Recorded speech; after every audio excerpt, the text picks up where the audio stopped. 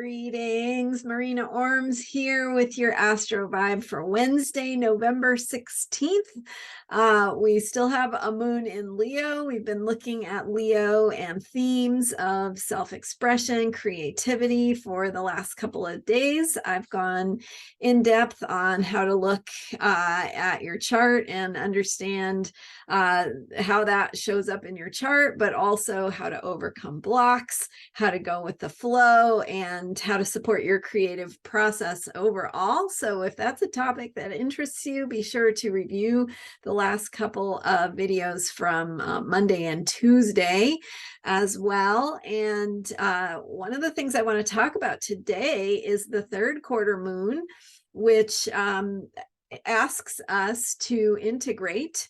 And one of the ways that it does that is to get us to integrate or update or upgrade our thinking, our ways of being, our systems, our ways of operating based on what we learned at the full moon. And this month, of course, we had this really potent lunar eclipse on the full moon that I've been talking about for months and definitely recently. But anyway, and by the way, if you're interested in the energy of that recent eclipse, I've got look back through my videos because I did one with my friend Sherry Horn Hassan, another wonderful astrologer who we looked together at what the eclipse would bring. That was I don't remember when we recorded that, but it was weeks, if not months, before the eclipse. And you can kind of see what we were expecting, thinking, talking about, and what actually unfolded.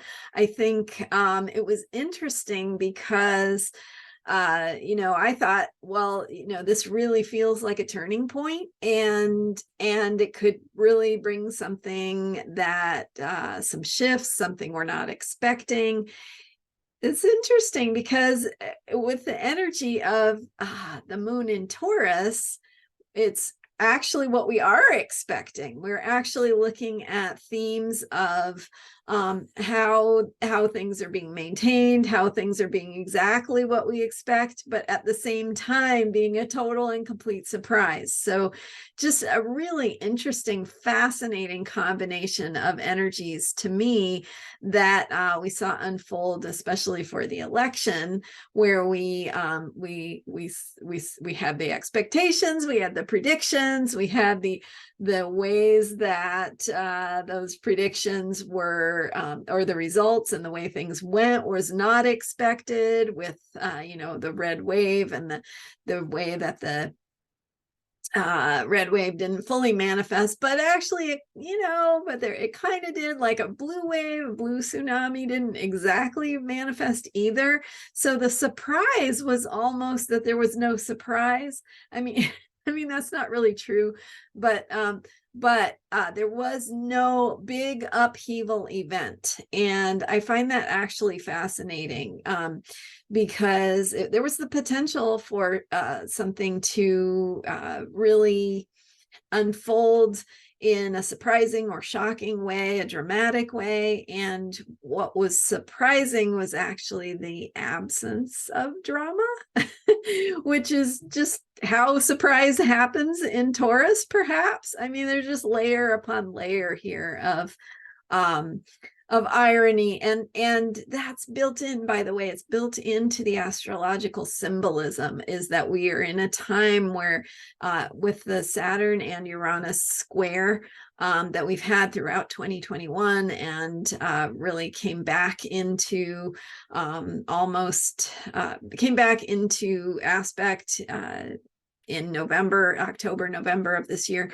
So the ironies being that we have layer upon layer of the energies of systems, structures, institutions, stability, rootedness, that's combined in various ways with upheaval, rebellion, progressive values, future-oriented thinking, thinking outside the box, new ways of doing things. And so what did we see? We saw that the story of the week was the youth, the Gen Z voters, and whatever, however we want to break down and analyze that, it was definitely in the headlines. And what is the younger generation represent but the future, which is very Aquarian. And also that generation, many of them have Neptune in Aquarius, Uranus in Aquarius, Pluto in Scorpio. So there is, they are a generation of change makers. It is built into their DNA. And so it's interesting to see how that is impacting the collective, not just in politics, but in our values, in how we see the world, and some of that. Anyway, okay, I digress a little bit, but how that was unfolding in layers and layers of irony, I thought was really interesting, and how the surprises were actually were there, but also in surprising ways. and so what's happening now today is we've got a third quarter moon, and one of the things that a third quarter moon does is it puts pressure on us to shift how we think about things.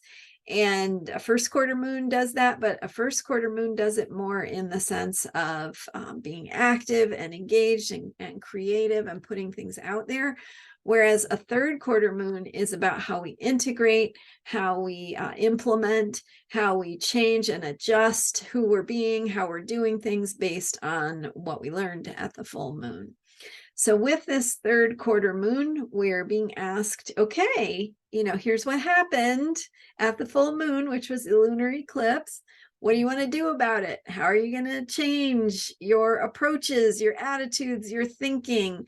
How are you going to change your messaging, your words? How are you going to change the way that you do things based on what you learned? And that could mean all kinds of different things. But here we are, and the moon is in Leo for this third quarter moon. And that means we're going to think about how we express ourselves. How do we talk about things? How do we share? How do we put ourselves out there? How do we make ourselves available to be seen and shining our light? So that's how we put ourselves out there, and how we are seen is how we are integrating what we learned. So think about for yourself, for your own life, what it is that feels important, that feels aligned with your values and what you want to create, what you want to see the world become and evolve into, what you want your life to become and evolve into, and how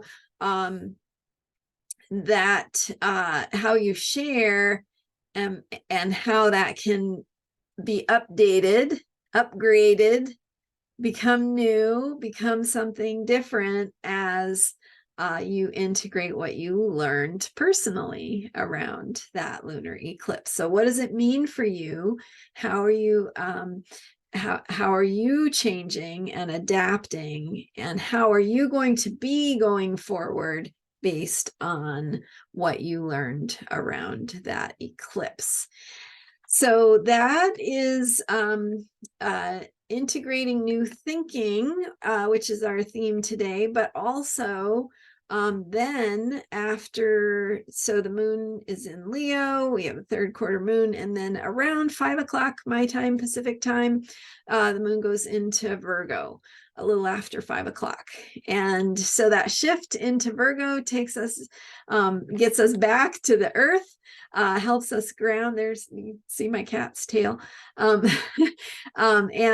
brings a focus to earthy things, physical world, how we put our hands on things, what we do, So like the image is popping into my mind of a potter shaping a clay pot.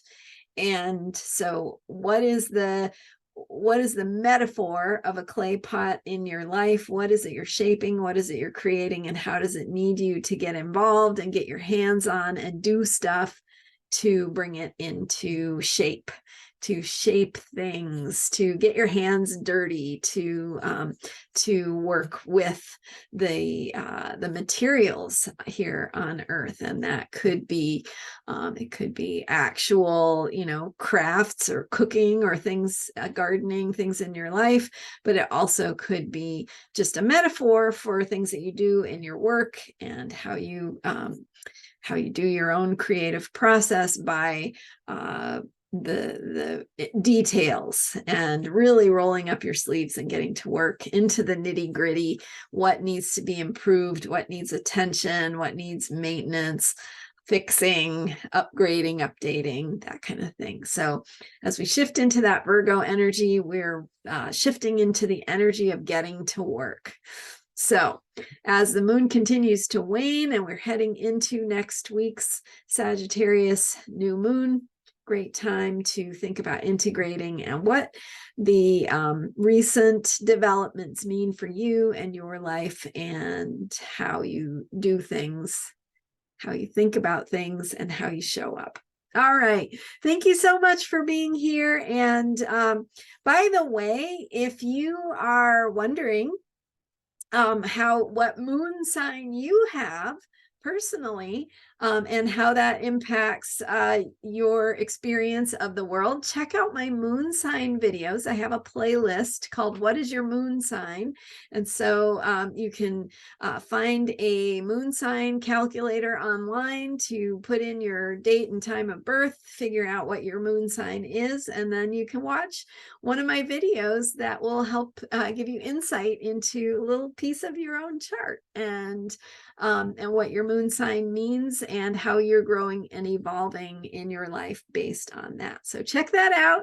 Thank you so much for being here. And I've got tons of videos. If there's something you want to just look through and look for what you're interested in. And there's just lots of content here. So enjoy. Feel free to subscribe, and thank you for your support. And I'll see you next time. Bye for now.